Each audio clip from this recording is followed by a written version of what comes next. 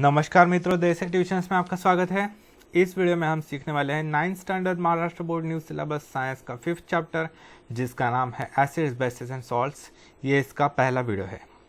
आगे बढ़ने से पहले मेरी आपसे रिक्वेस्ट है कि प्लीज़ मेरे वीडियो को लाइक कीजिए, अपने दोस्तों के साथ भरपूर शेयर कीजिए। कुछ डाउट्स हो तो नीचे कमेंट कीजिए, मेरे चैनल को सब्सक्राइब कीजिए। अगर आपको मेरे दूसरे वीडियोस देखने हैं तो मैंने उनकी लिंक डिस्क्रिप्शन में शेयर की है, वहाँ पर जाकर आप मेरे दूसरे वीडियोस भी देख सकते हैं। तो चलिए शुरू करते हैं। Acids, bases and salts. Can you recall how are the following substances classified into 3 groups with the help of litmus. आपको ये पता है कि अगर एसिड हो तो एसिड में ब्लू लिटमस आप डालते हो पेपर, ब्लू लिटमस के ऊपर अगर एक ड्रॉप एसिड का डालते हो तो वो रेड हो जाता है। रेड लिटमस पर अगर आप बेस का एक ड्रॉप डालते हो तो वो ब्लू हो जाता है। तो इस पर आधारित हमें ये पूछा गया है कि कौन सा कंपाउंड कैसा है। देखिए, लेमन जो है वो एसिड होता है, ठीक है। टामरिंड जो होता है, चिंच ज्याला म्हणतात, इमली, वो एसिड होता है। बेकिंग सोडा जो होता है वो बेस होता है। मैं आपको बता रहा हूँ, जो भी एसिड है उनमें ब्लू लिटमस रेड होता है और जो बेसिस है उनमें रेड लिटमस ब्लू होता है। बेकिंग सोडा जो है वो बेस है। बटर मिल्क, जनरली आप ये याद रखिए, एसिड जो होते हैं वो सार टेस्ट के होते हैं, खट्टे होते हैं, आम्बट। बटर मिल्क जो होता है वो भी एसिड है। विनेगर जो होता है वो भी एसिड है। Orange acid. मिल्क, देखिए मिल्क कुछ लोग कहते हैं न्यूट्रल होता है, लेकिन उसमें भी थोड़ी मात्रा में लैक्टिक एसिड होता है, तो इसके कारण वो थोड़ा सा लिटिल एसिडिक होता है। लाइम जो है वो बेस है। टोमेटो जो है वो एसिड है। मिल्क ऑफ मैग्नीशिया वो होता है बेस। वाटर जो होता है वो न्यूट्रल होता है। अलम यानी तुरटी ज्याला म्हणतात, तुरटी, जो पानी, अगर गंदगी हो पानी में तो वो घुमाते हैं उसमें और वो फिर सारी गंदगी नीचे बैठ जाती है, तो वो होता है अलम। तो वो जो अलम जो होता है वो एसिडिक होता है। We have earlier seen that some foodstuffs are sour to taste while some others are bitter and slippery और soapy to touch। हमने ये देखा है कि कुछ खाद्य पदार्थ जो होते हैं वो खट्टे होते हैं, आंबट असतात चवीला टेस्ट के लिए, और बाकी जो होते हैं वो कड़वे होते हैं कुछ, और कुछ जो होते हैं वो स्लीपरी यानी सोपी होते हैं, स्मूथ होते हैं बहुत ही। When these substances are studied scientifically, it is found that they contain acidic and basic substances respectively। इनमें इनकी जब स्टडी की गई तो उनको पाया गया साइंटिस्ट को कि कुछ एसिडिक होते हैं और कुछ बेसिक होते हैं। We have also learned an easy and safe method of using an indicator like litmus to identify acids and bases। तो लिटमस की मदद से हम एसिड्स और बेसिस पहचान सकते हैं। How are acids and alkalis identified with the help of litmus paper. मैंने आपको अभी बताया कि अगर ब्लू लिटमस के ऊपर आप एक एसिड का ड्रॉप डालते हो किसी भी, तो वो रेड हो जाता है, और अगर रेड लिटमस पेपर के ऊपर आप बेस का ड्रॉप डालते हो तो वो ब्लू हो जाता है। लेकिन रेड के ऊपर आप एसिड डालोगे तो कुछ नहीं होगा, वो रेड ही रहेगा, और ब्लू के ऊपर बेस का ड्रॉप डालोगे तो वो ब्लू ही रहेगा। We shall now learn more about acids and bases, but let us first review what the molecules of compounds are made up of. Fill in the columns in the part of the following table. Name of the compound, molecular formula, basic radical, acidic radical। पहले part A complete करने के लिए कहा है। मैं दोनों part B भी अभी बता देता हूँ, आप अपने टेक्स्ट बुक में लिख लीजिए। टाइप ऑफ द कंपाउंड, ये है हाइड्रोक्लोरिक एसिड, उसका मॉलिक्यूलर फॉर्मूला है HCl। बेसिक रेडिकल कौन सा है? H+ है, और एसिडिक रेडिकल है Cl-। Type of compound, of course यहाँ पर एसिड लिखा है तो ये एसिड है। HNO3 है नाइट्रिक एसिड, NITRIC एसिड। इसका बेसिक रेडिकल है H+। एसिडिक रेडिकल है NO3-, ये एक एसिड है। फिर HBr, ये है हाइड्रोजन ब्रोमाइड, BROMIDE। इसका बेसिक रेडिकल है H+, एसिडिक रेडिकल है Br-, और ये एक एसिड है। फिर नेक्स्ट है H2SO4 जो है वो सल्फ्यूरिक एसिड है, SULPHURIC एसिड। इसका जो बेसिक रेडिकल है वो है H+, जो एसिडिक रेडिकल है वो है SO4 2-, ये एक एसिड है। फिर H3BO3 ये है boric acid, BORIC acid, boric acid. ये जो है H+ इसका बेसिक रेडिकल है, BO3 3-, ये इसका बेसिक एसिडिक रेडिकल है। फिर ये एक एसिड है। नेक्स्ट है NaOH, ये है सोडियम हाइड्रोक्साइड, सोडियम हाइड्रोक्साइड। इसका बेसिक रेडिकल है Na+ और एसिडिक रेडिकल है OH-, ठीक है, और ये एक बेस है। फिर है KOH, KOH जो है वो है पोटेशियम हाइड्रोक्साइड, बेसिक रेडिकल है K+, एसिडिक रेडिकल है OH-, और ये एक बेस है। फिर है CaOH ट्वाइस, ये है कैल्शियम हाइड्रोक्साइड, बेसिक रेडिकल है Ca2+, एसिडिक रेडिकल है OH-, और ये एक बेस है।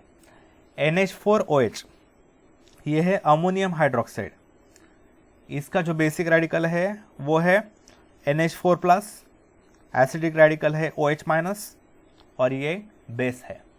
फिर NaCl, ये है सोडियम क्लोराइड, इसका बेसिक रेडिकल है Na+, एसिडिक रेडिकल है Cl-, और ये एक न्यूट्रल कंपाउंड है, ना एसिड ना बेस।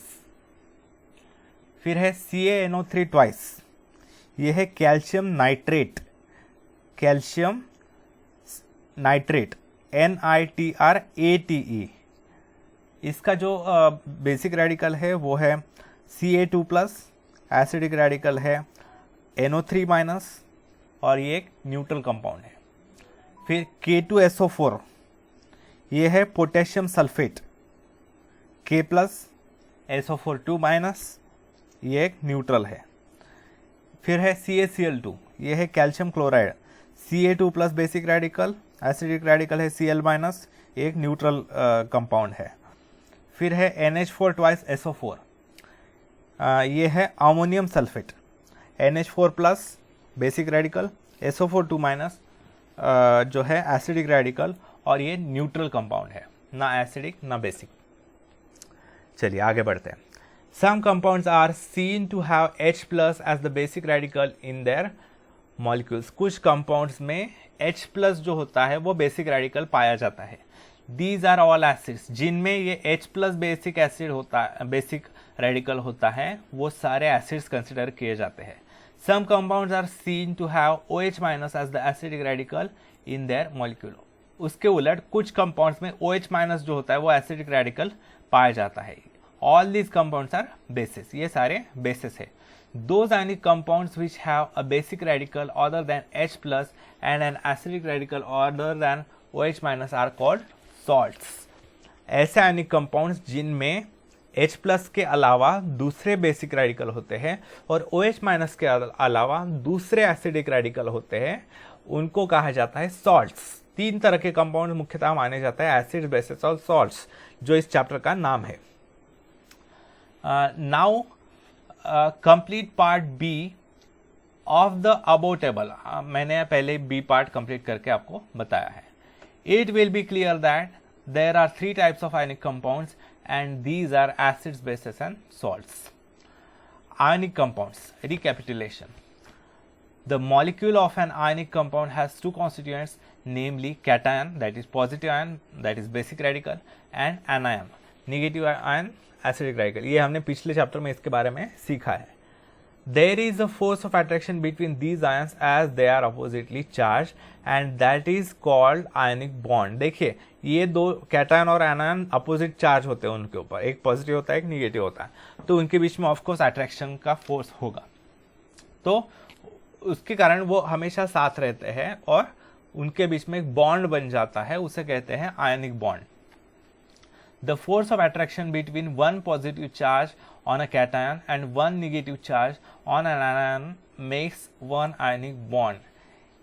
जो फोर्स ऑफ अट्रैक्शन होता है एक पॉजिटिव चार्ज और कैटायन के और दूसरा नेगेटिव चार्ज एनायन के बीच में जो होता है उससे बनता है एक आयनिक बॉन्ड।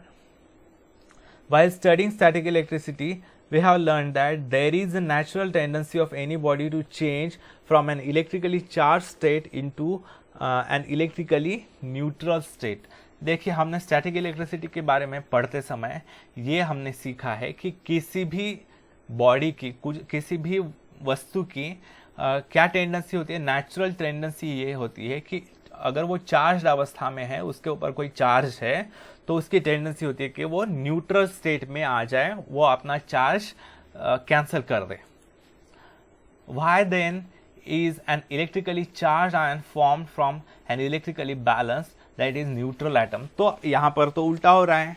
हमने सीखा था कि सोडियम जो होता है Na वो ओरिजिनली न्यूट्रल होता है एटम, लेकिन वो अपना एक इलेक्ट्रॉन लूज करने के बाद वो पॉजिटिवली चार्ज होता है। तो यहाँ पर तो उल्टा हो रहा है। ऐसा क्यों हो रहा है? और क्लोरीन का भी वैसा ही है। क्लोरीन जो है वो Cl का एटम ओरिजिनली न्यूट्रल होता है, लेकिन एक इलेक्ट्रॉन एक्सेप्ट करके वो Cl माइनस बन जाता है, निगेटिवली चार्ज हो जाता है। तो ऐसा क्यों होता है? The explanation lies in the electronic configuration of the atoms. इसका एक्सप्लेनेशन है इलेक्ट्रॉनिक कॉन्फ़िगरेशन में किसी भी एटम के। Let us see once again how the sodium and chlorine atoms form the Na plus and Cl minus, and as a result how the NaCl salt is formed. तो Na plus और Cl minus कैसे बनते हैं वो हम देखते हैं। Figure 5.1 shows how this takes place. देखिए, यहाँ पर दिखा है 5.1 फिगर में formation of the compound NaCl electronic configuration. देखिए, ये है सोडियम एटम Na। इसका इलेक्ट्रॉनिक कॉन्फ़िगरेशन है 2,8,1। पहले ऑर्बिट में है 2 इलेक्ट्रॉन्स, दूसरे में है 8 इलेक्ट्रॉन्स, यहाँ 2, यहाँ 2, यहाँ 2, यहाँ 2, ऐसे 8, और लास्ट थर्ड ऑर्बिट में है 1 इलेक्ट्रॉन। तो फिर ये एक इलेक्ट्रॉन संभालना ज़रा कठिन होता है उसको। और दूसरी बात ये होती है कि सेकेंड के बाद पहले ऑर्बिट में अगर 2 इलेक्ट्रॉन्स है तो वो स्टेबल हो जाता है, लेकिन सेकेंड थर्ड ऑर्बिट में अगर स्टेबिलिटी चाहिए तो उनमें एटलीस्ट 8 इलेक्ट्रॉन तो होने चाहिए, तब वो एटम स्टेबल हो जाता है, नहीं तो वो स्टेबल नहीं रहता। तो यहाँ पर तो थर्ड ऑर्बिट में एक ही इलेक्ट्रॉन है, तो वो कैसे हो सकेगा? तो वो एक इलेक्ट्रॉन लूज कर देता है और फिर तीसरा ऑर्बिट गायब हो जाता है और सेकेंड ऑर्बिट जो है आउटर मोस्ट ऑर्बिट हो जाता है, और उसमें तो ऑलरेडी 8 इलेक्ट्रॉन्स है, तो वो इस तरीके से स्टेबल एटम बन जाता है। तो ये एक इलेक्ट्रॉन लीव कर देता है, छोड़ देता है, और फिर इसका इलेक्ट्रॉनिक कॉन्फ़िगरेशन होता है Na2,8, that is Na plus charge आता है। ठीक है, क्योंकि यहाँ पर तो पहले जितने ही 11 प्रोटॉन्स है और यहाँ पर 10 इलेक्ट्रॉन्स है, अब तो एक प्लस चार्ज ज़्यादा हो गया, तो Na प्लस हो गया वो। फिर क्लोरीन का क्या है? इलेक्ट्रॉनिक कॉन्फ़िगरेशन है 2,8,7। तो आउटर मोस्ट ऑर्बिट में 7 इलेक्ट्रॉन्स है, तो अगर इसको कहीं से एक इलेक्ट्रॉन मिल जाता है तो वो स्टेबल हो जाएगा, क्योंकि उसका आउटर मोस्ट ऑर्बिट में 8 electrons, that is octet complete हो जाएगा। ठीक है, ऑक्टेट कहते हैं उसको, ऑक्टा यानी 8। तो ये ऑक्टेट कंप्लीट करने के लिए इसको एक इलेक्ट्रॉन चाहिए, तो ये एक इलेक्ट्रॉन ले लेता है और ये Cl माइनस बन जाता है। ठीक है, और इसका ऑक्टेट कंप्लीट हो जाता है, और इलेक्ट्रॉनिक कॉन्फ़िगरेशन है 2,8,8। तो ये निगेटिवली चार्ज Cl माइनस हो गया, ये पॉजिटिवली चार्ज Na प्लस हो गया, तो इनके बीच में अट्रैक्शन हो जाता है। और हमने ये सीखा है कि किसी भी बॉडी की टेंडेंसी होती है कि वो इलेक्ट्रिकली न्यूट्रल चार्ज रखे। तो ये न्यूट्रल चार्ज रखने के लिए ये हमेशा एक दूसरे के साथ रहते हैं, और वो बाद में जो NaCl कंपाउंड बनता है सोडियम क्लोराइड, वो इलेक्ट्रिकली न्यूट्रल हो जाता है। Na एक इलेक्ट्रॉन दे दिया उसने Cl को, उसने ले लिया, और Na प्लस Cl माइनस ये जुड़ गए, एक दूसरे के साथ रहने लगे, और NaCl with and ionic bond या आयनिक बॉन्ड बन गया उनके बीच में। ठीक है, the outermost shell of the sodium and the chlorine atoms is not a complete octet. Sodium और क्लोरीन एटम के आउटर मोस्ट शेल जो है वो कंप्लीट ऑक्टेट नहीं है। However, outermost shell in both the Na plus and Cl minus ions is a complete octet। लेकिन Na plus और Cl minus दोनों ions के का जो outermost shell है वो एक complete octet है।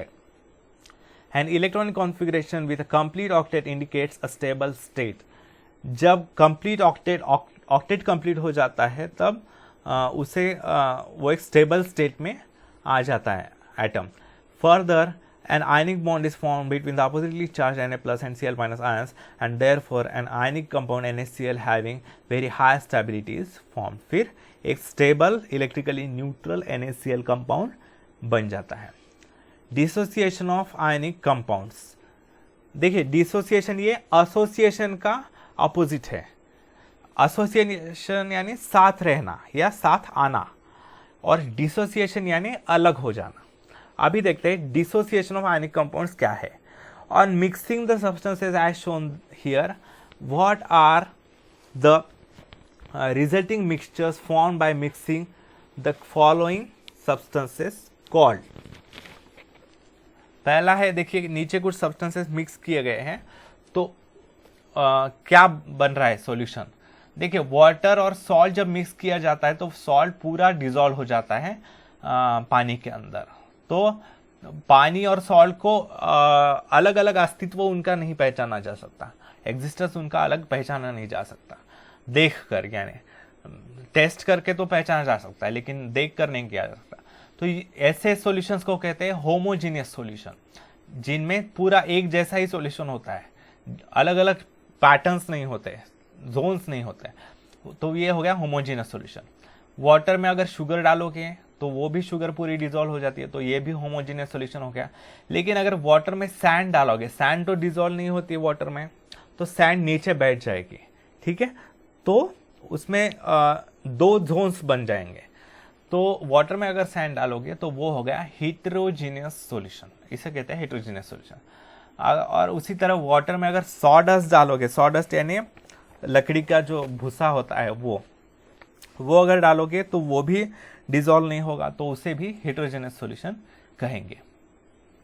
On dissolving in water an ionic compound forms an aqueous solution. Water में डिसॉल्व होने के बाद आयनिक कंपाउंड जो होता है वो एक एक्वियस सॉल्यूशन बनाता है. एक्वियस सॉल्यूशन क्या होता है देखते हैं, चलिए. In the solid state, the oppositely charged ions in the ionic compound are sitting side by side. देखिए सॉलिड स्टेट में दो oppositely charge, plus charge cation, minus charge anion, वो अलग अलग चार्ज वाले, अपोजिट चार्जेस वाले आयनिक कंपाउंड्स जो होते हैं वो एक साथ बैठे हुए होते हैं सॉलिड स्टेट में.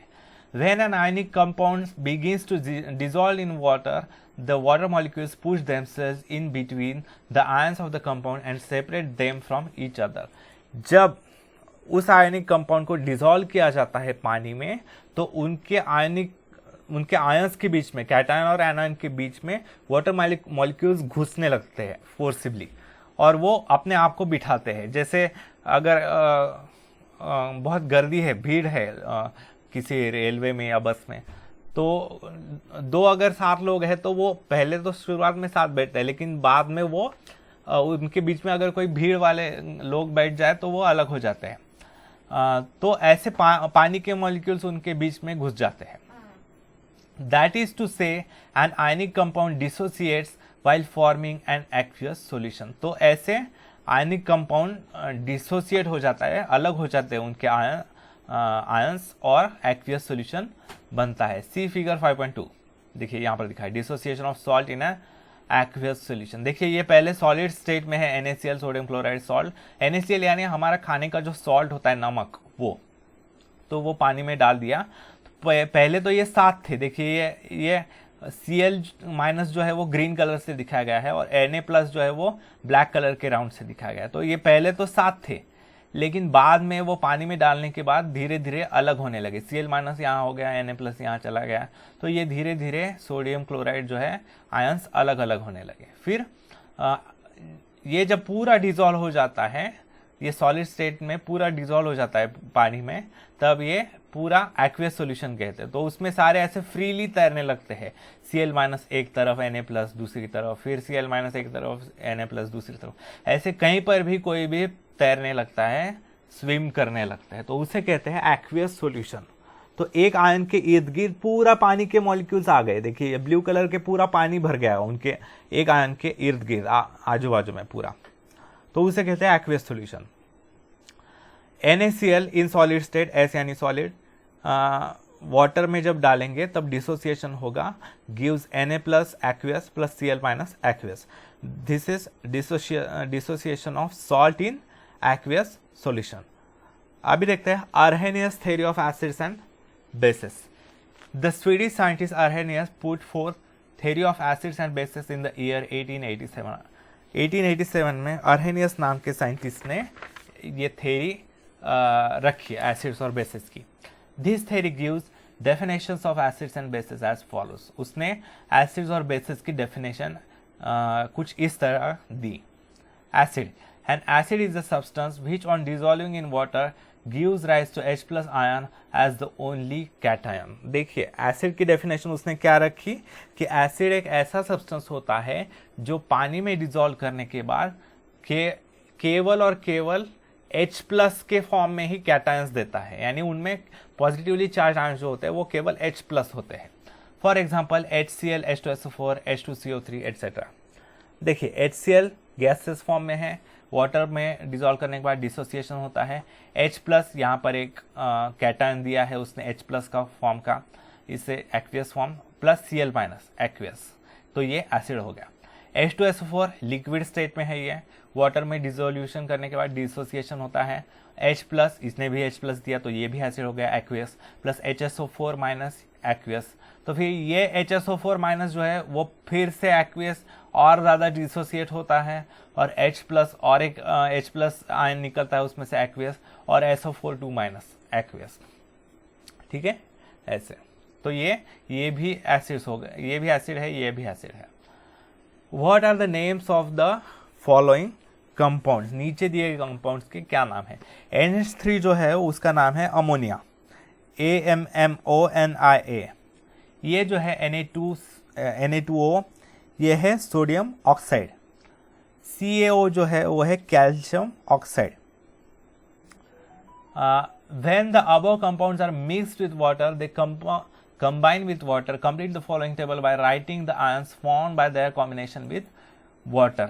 ऊपर दिए गए कंपाउंड्स अगर पानी में मिक्स कर दोगे आप तो क्या बनेगा, उनके आयंस कैसे सेपरेट होंगे वो लिखने के लिए कहा है। तो देखिए टेबल में लिखना है।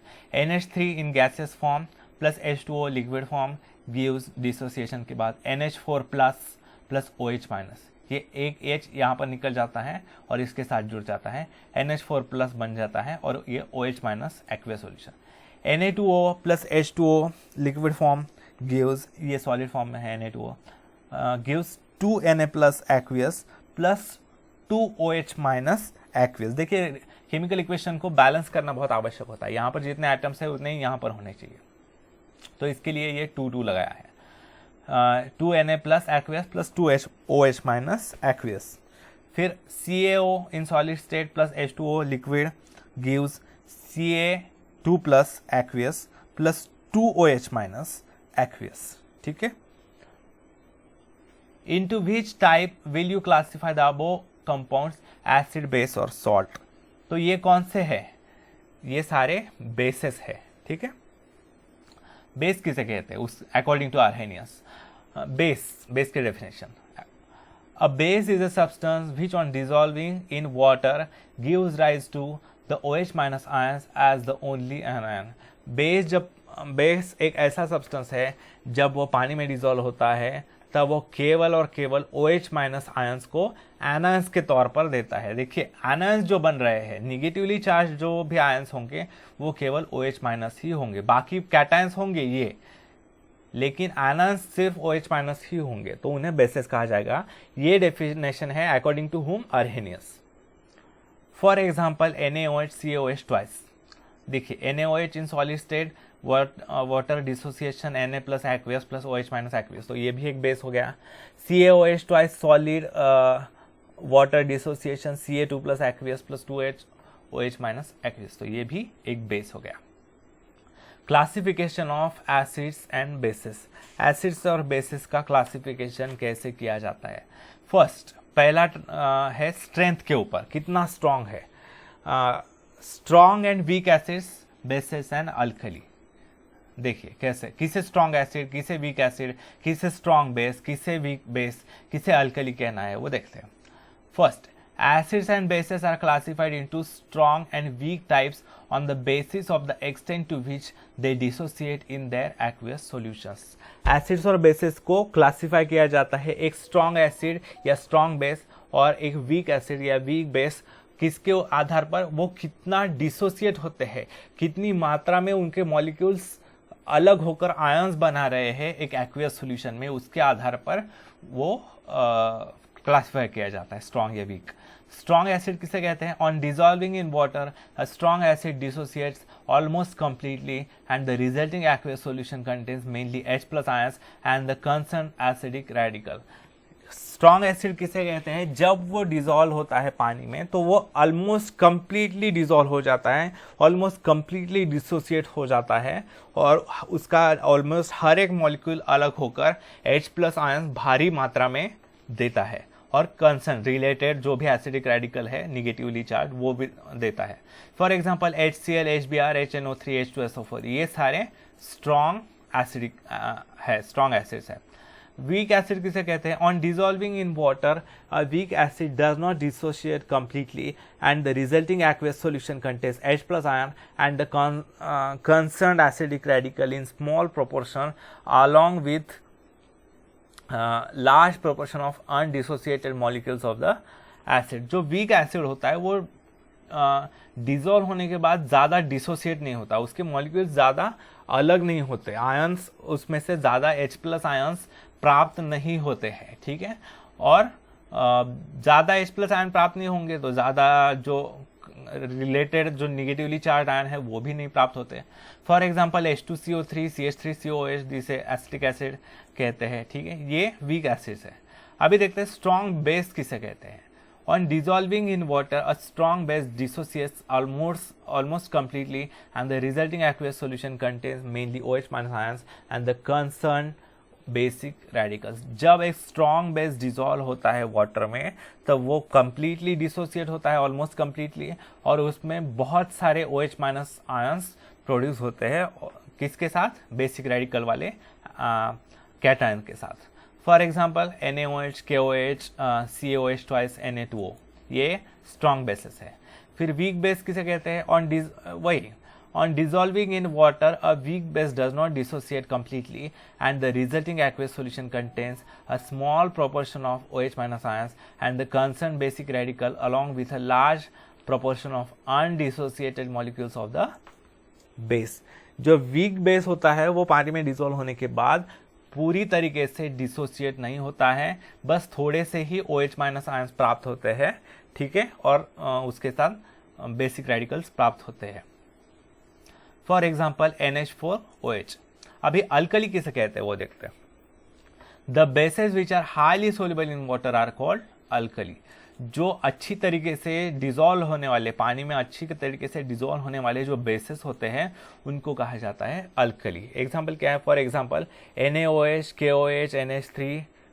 Here NaOH and KOH are strong alkalis while NH3 is a weak alkali. NaOH और KOH जो है वो एक अच्छे ज़्यादा स्ट्रॉन्ग अल्कलीज हैं और NH3 जो है वो वीक अल्कली है. फिर दूसरा क्राइटेरिया है बेसिसिटी और एसिडिटी. उसके आधार पर भी क्लासिफिकेशन किया जाता है एसिड्स और बेसिस का.